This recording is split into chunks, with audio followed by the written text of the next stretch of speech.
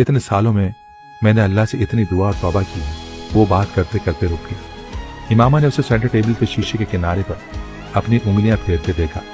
वो जानती थी कि वो आंसू जब्त करने की कोशिश कर रहा था। बाज़ दफ़ा मुझे लगता है कि शायद मेरी दुआ और तौबा कबूल हो गई, मगर उस दिन मैं आमना के साथ निकाह के कागजात पर दस्तखत कर रहा था तो मुझे अपनी औकात का पता चल गया। मेरी दुआ और तौबा कुछ भी कबूल नहीं है। ऐसा होता तो मुझे इमामा मिलती। आमीन।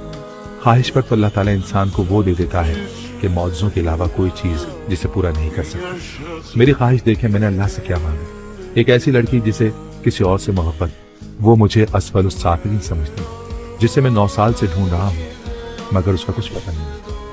मैं ख्वाहिश लिए फिर रहा हूँ उसके साथ अपनी जिंदगी गुजारनी, यूं जैसे वो मिल गई तो मेरे साथ रहने को तैयार हो जाएगी, यूं जैसे वो जलालुन नसर को भुला चुकी हो।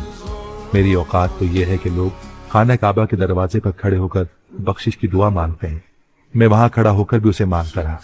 शायद अल्लाह को यही बुरा लगा। वो मौजों के ना होने की बातें कर रहा था और अंदर डॉक्टर सिफ्त अली खामोश थे। वो क्यों खामोश थे ये सिर्फ वो और इमामा जानते थे, सालार सिकंदर नहीं।